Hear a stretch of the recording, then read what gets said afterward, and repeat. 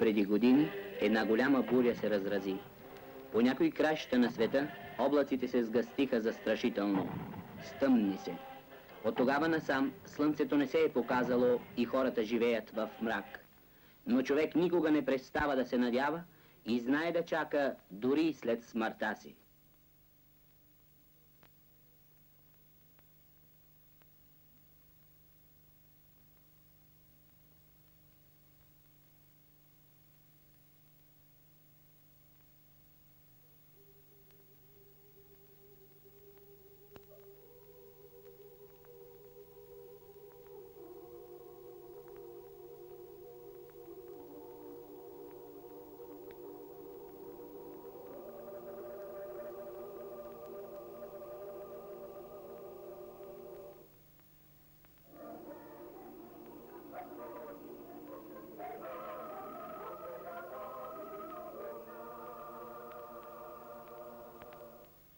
Днес небето над Мадрид е ясно. Може би през тази пролет слънцето топли прекалено много. Отдолу е къщата, която прилича на всички други. Обаче, ако можехме да я видим отблизо, ако влезехме в нея, нямаше ли да е съвсем друга? Бихме видяли, че тя се различава и бихме разбрали още нещо. Тя е пазител на един завет. Различна и все пак толкова наподобяваща на много други, тя е като тези понякога така отдалечени къщи, в които мнозина потърсиха убежище, когато напуснаха земята, където се родиха, за да се спасят от смъртта и за да се радват на свободата, дори и при един скромен живот. Територията на България не включва острови, но тази къща, както и далечните домове, са сякаш един остров от родината. Тук картините, снимките, предметите напомнят за златна Добруджа, за красивата Македония, за слънчевите брегове на Черното море. Тук броди спомена за хората, които изградиха историята на България и се бориха за величието и свободата й. А кой живее в нея?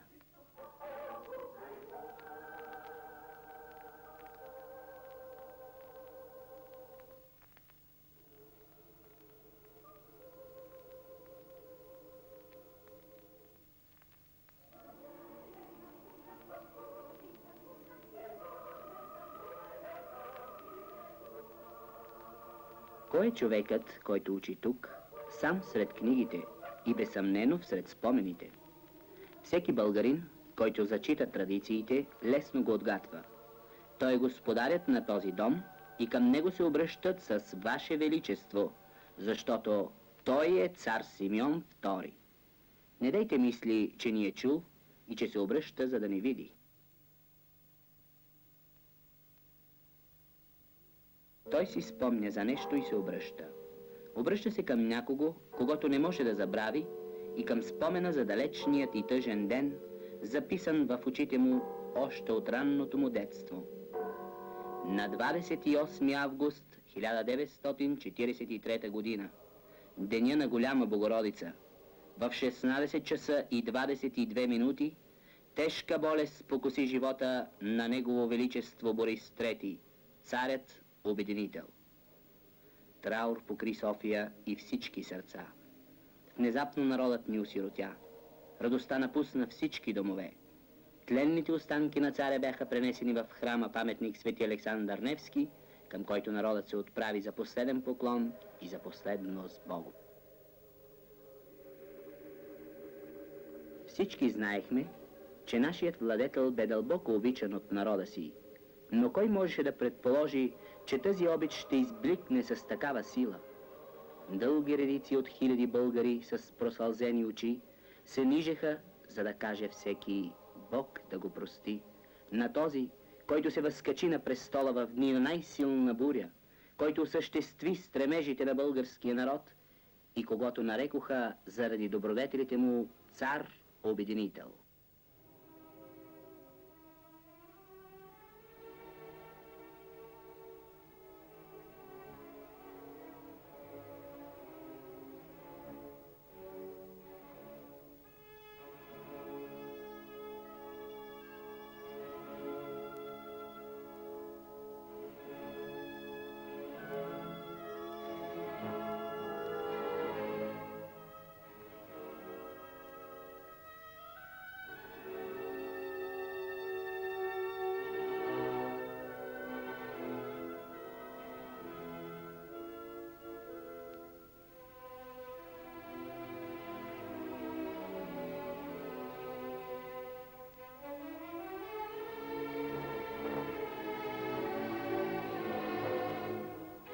Тези сълзи са посмъртната награда на възлюбения цар, който даде сърцето си за България и който я води в дни на опасност.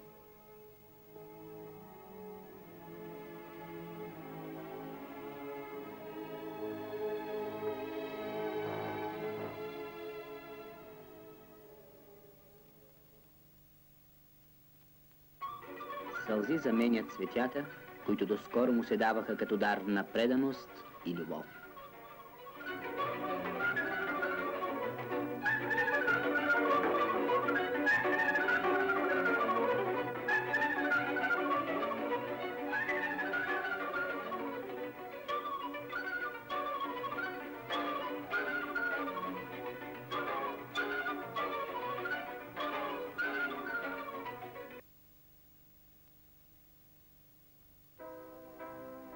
Поклонението пред тленните останки на царя се извършва на редици по трима, тъй като много седмици нямаше да стигнат, за да се поклони пред него целия български народ. Според стария български обичай, всеки носи хляб за Бог да прости. Спокоен е сега този, който не позна спокойствие през време на житейския си път.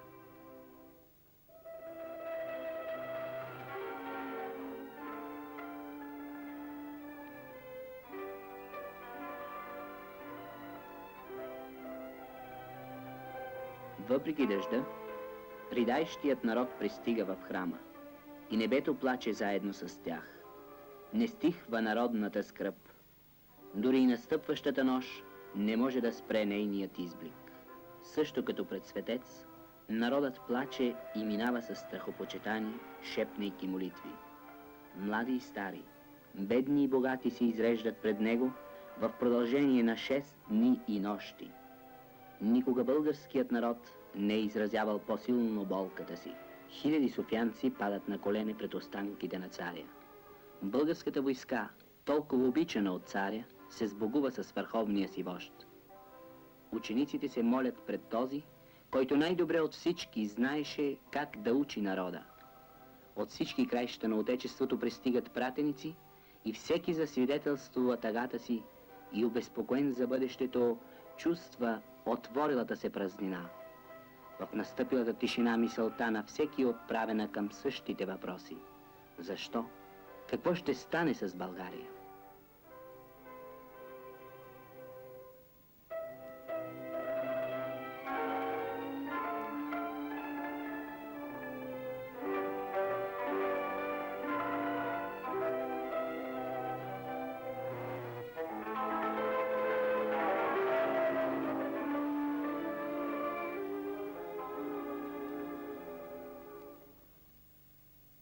Младият цар никога не ще забрави сцената, която е винаги пред очите му.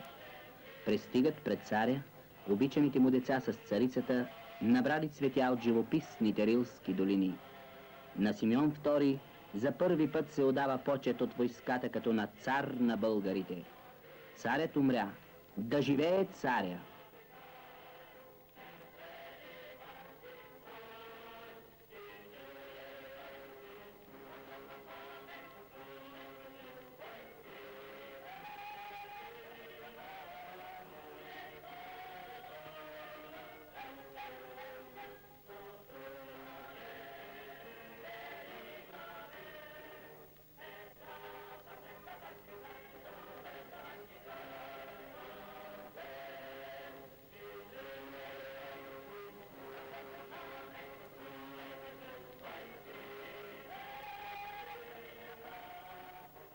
Художниците увековечават неговия лик. Преди те го рисуваха заедно с онези, които го предшестваха. Рисуваха го и с тези, за които той сега сигурно сънува като спи. А душата му, възнасяща се в този последен сън, е невинна и чиста, подобна на детето, което веднъж Ласло изобрази.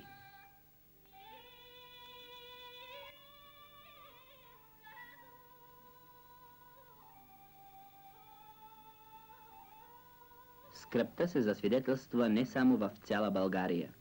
Въпреки войната, пратениците на множество приятелски страни пристигат от Европа, от Азия, от далечната империя на изгреващото слънце.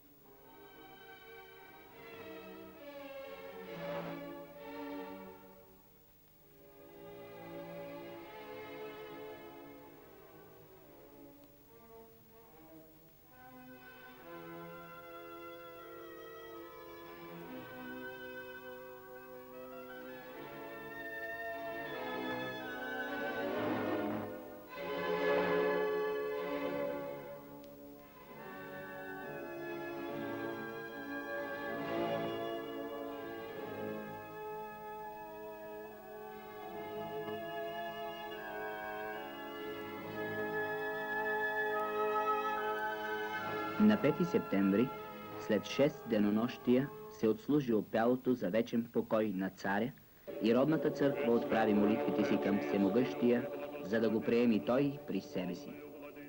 Цар Борис никога вече няма да приема богоявленският парад, от който ни веднъж не е отсъствал. През снежни бури и януарски студове той присъстваше на молебена и молеше Бог да ни закриля.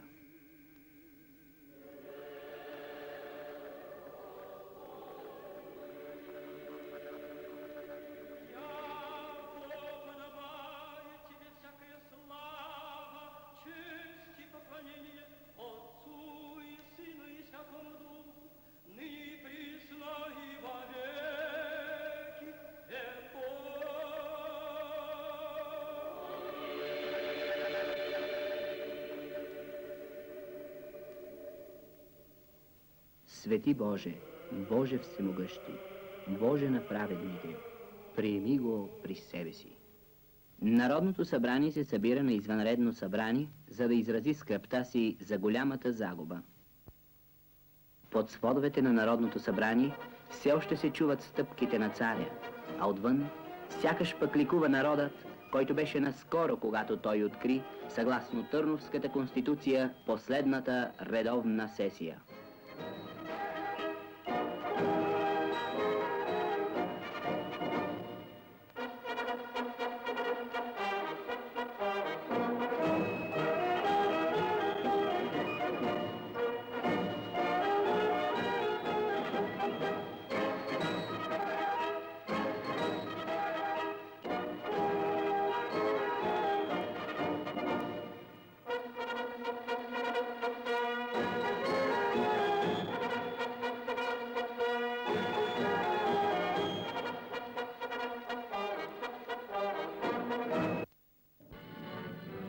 Царицата, оплаквайки скъпата загуба, сигурно си спомня в някой момент онзи и близък и така далечен ден, в който под небето на Асиси, различно и все пак сиво, се свърза с царя, за да споделя с него радости и скърби, разочарования и надежди.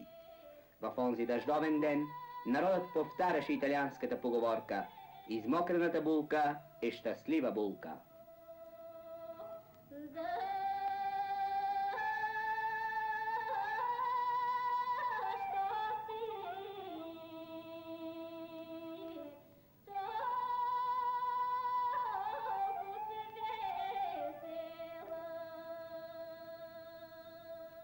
Един спомен повлича след себе си и друг.